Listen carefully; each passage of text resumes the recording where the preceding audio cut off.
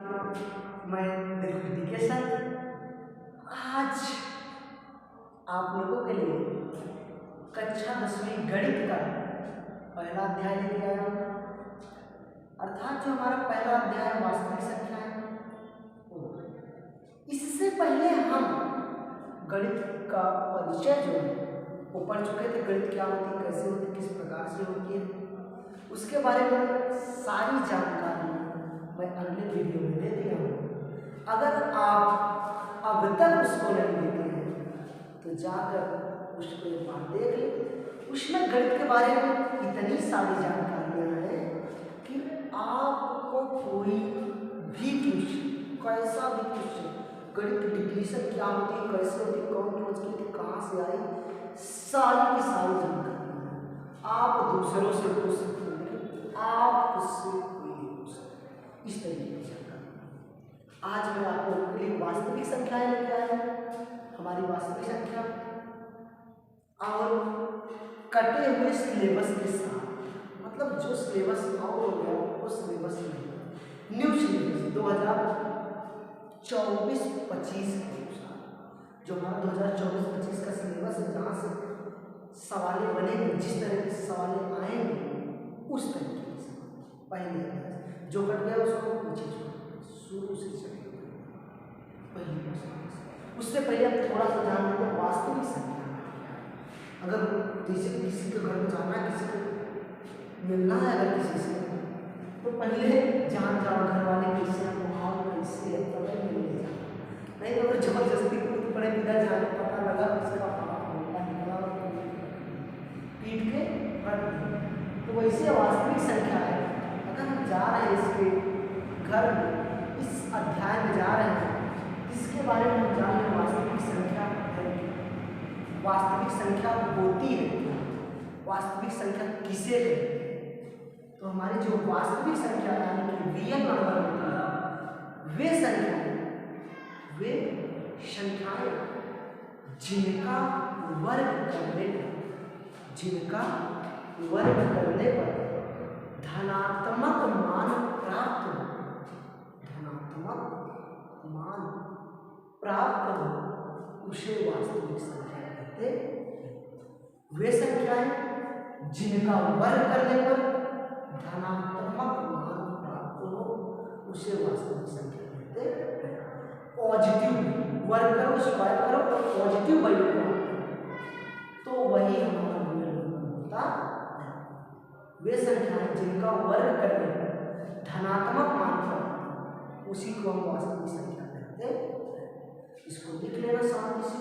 उसके बाद अच्छा कोई ऐसी संख्या अपने दिमाग में लाओ, ऐसी संख्या के बारे में सोचो जिसको हम ले और वर्ग करें और धनात्मक मान ना प्राप्त। नहीं सोच पाओ, बहुत मुश्किल है। अगर तुम्हारे दिमाग में आ रहा है तो -2 ले ले, -2। अब -2 का हम वर्ग कर रहे हैं, -2 का कर रहे हैं वर्ग। जानते हो अगर -2 वर्ग कितनी बार -2 -2 -2 मिलाओ, -2 प्लस हो जाएगा 2 दूनी 4, 2 दूनी 4, ये हमारा प्लस हो जाएगा। समझ में आया? 10 को कोई संख्या ले ली जाए, जिसे मान लो ले ली 0.5, इसका भी वर्ग करें पॉजिटिव मिलेगा। यहाँ पर निगेटिव लगा रखा है, भी पॉजिटिव मिलेगा। बटे की कोई संख्या ले लो 1/2, वो भी वास्तविक है। रूट की कोई संख्या ले लो वो भी वास्तविक है। -5/2 वो भी वास्तविक है। मतलब जितनी भी संख्याएं होती हैं सारी की सारी संख्याएं वास्तविक होती हैं। केवल एक केवल मात्र एक संख्या वो होती है काल्पनिक संख्या, जो हमारी कल्पनाओं के दुनिया, कल्पना की दुनिया। मतलब जैसे मान लो तुम लोग बैठ के पढ़ रहे हो, देख रहे हो, उसके बाद देखते ख्याल आ गया, अगर लगा कि तुम बन गए हो IAS, उसके बाद 4 बार तुम्हारे आगे और 4 के पीछे, और बीच में मस्त तुम एकदम चल रहे हो, एकदम शान से एकदम अच्छी तरीके से चल रहे हो। उसके बाद जब मैं बोला तेजी से अरे जाग जाओ, तो तुरंत सपना पूरा नहीं, तुरंत मोबाइल में देख रहा सर जी के सामने। इस तरह वही का मतलब जो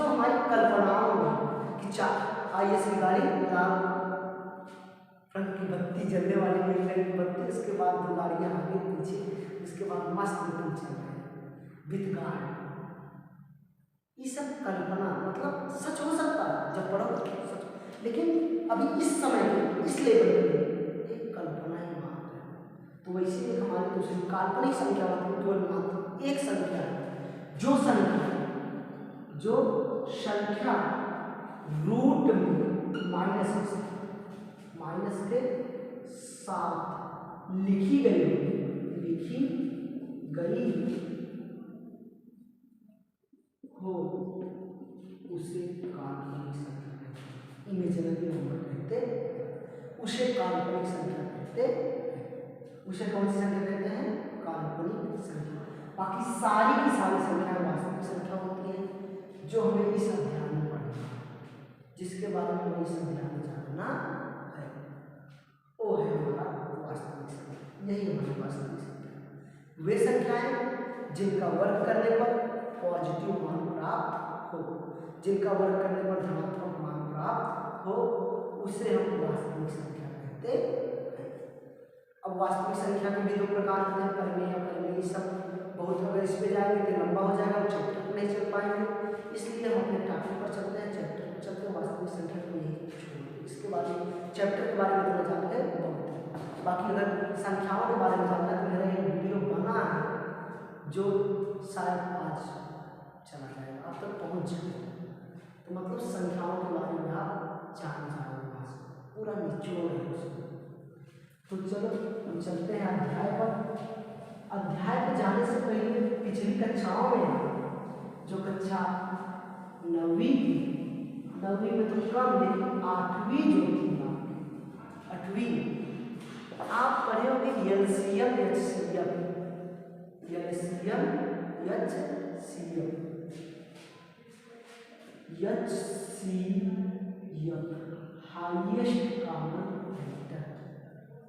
हाईएस्ट कॉमन फैक्टर, और एलसीएम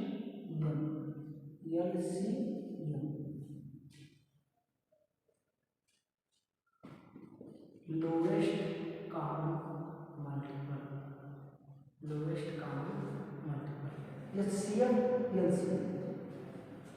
मासा और एचसीएफ और एलसीएम करेंगे, मासा और लासा। इस अध्याय में जो हमारा 1.1 है, इसमें भी हमको इसी के बारे में पढ़ना, मासा और लासा के बारे में ही पढ़ना, हाईएस्ट कॉमन फैक्टर के बारे में ही, इसको ही ज्ञात करना है, लेकिन तरीका कुछ अलग तरीके से मैं लाता हूँ आपके सामने। जिसे मान लो ले दिया जाए, एक उदाहरण तौर पर हम इसे ले रहे हैं, इसे मान लो 20 ले दिए, एक संख्या और एक संख्या 25, 20 और 25। अब इन दोनों का लासा और लासा इस अध्याय के अनुसार हम पढ़े थे, वही दोनों को एक साथ काटना शुरू कर दो। पहले 2 से कटे, 10 दूनी 20, उसके बाद ये नहीं कटे, इसको लिख लो, फिर ये 2 से कटे, 5 10, फिर ये नहीं कटे, इसको लिख लो, फिर 5 से कटेगी 55, 5 के 5 55 25, फिर 5 से कटेगी 1 जब तक एक ना दिखे, ये हमारा होता था लासा, लघुत्तम समाप्त वर्तक लासा। 2 दूनी 4, 4 पंचे 20, 20 पंचे 100, इसका लासा सब आ जाता है। और मासा जो दोनों संख्याओं को काट दे, 5 देखो दोनों को काटा है, इसका मासा 5। इस तरीके से, लेकिन इस अध्याय में कुछ अलग तरीके से, कुछ अलग दिखाया, कुछ नया। देखो नया मैं दिखा रहा हूँ क्या करना है। पहली सवाल आपके सामने, पहले प्रश्न में बोला है निम्नलिखित अभाज्य गुणनखंड के लिए कुछ संख्याएं दी गई हैं, उन्हें हमें अभाज्य गुणनखंड के रूप में लिखना, मतलब तोड़ के लिखना, अभाज्य गुणनखंड के रूप में लिखना है। निम्नलिखित संख्याओं को अभाज्य गुणनखंड के रूप में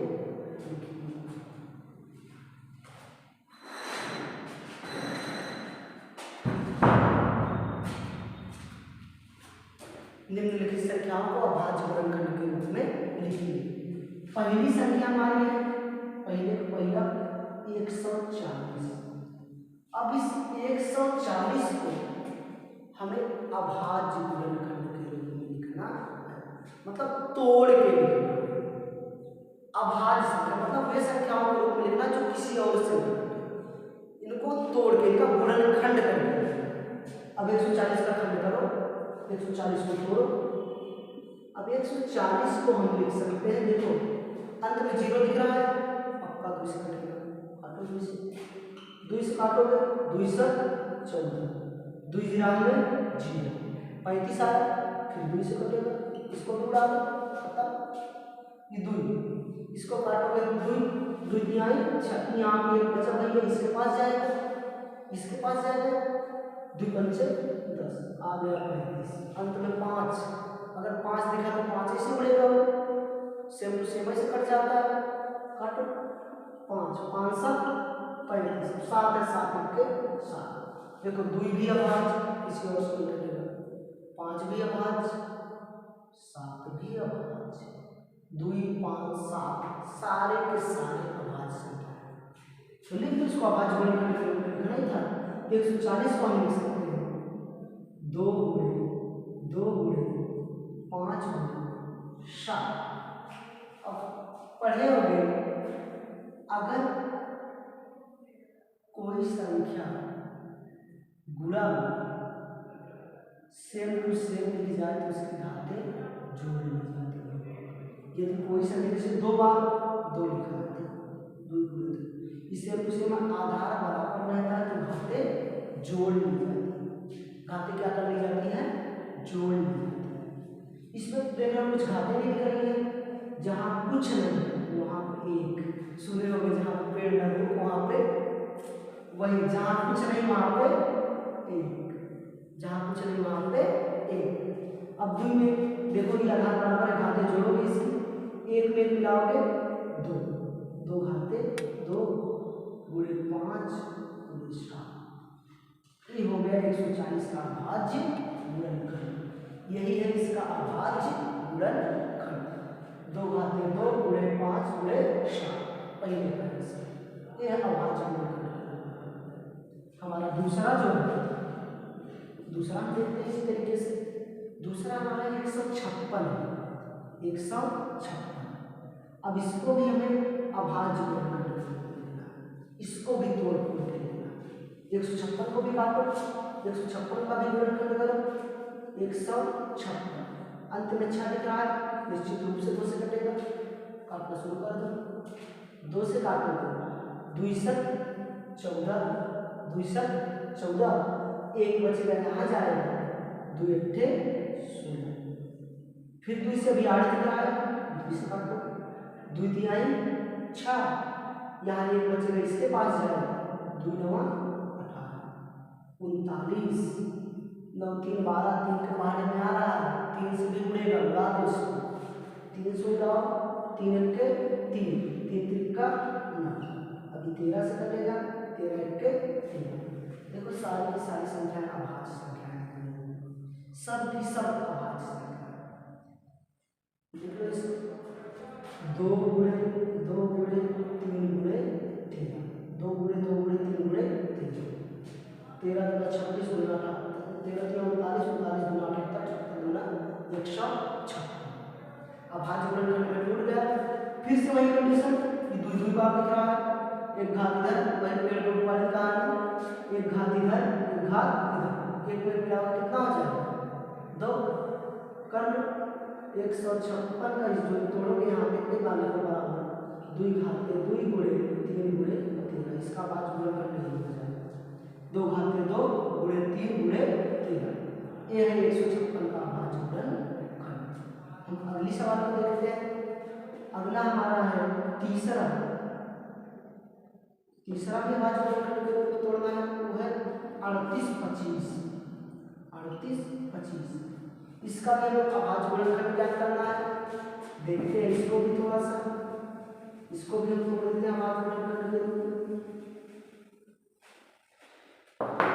38 25 लिख लो, इसका भी खंड करो, 38 25।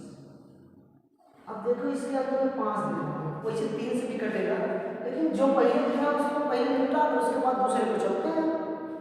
5 दिख रहा है, 5 काटो इसको, 5 से काटोगे 5 7 35, 3 बचेगा 3 इसके पास जाएगा, 5 6 30, 2 बचेगा तो इसके पास जाएगा, 5 25, फिर 5 दिख रहा है, फिर 5 से काटो, 5 के 5, 2 बचेगा इसके पास जाएगा, 5 25, 1 बचेगा इसके पास, 5 तिहाई 15, 5 तिहाई 15।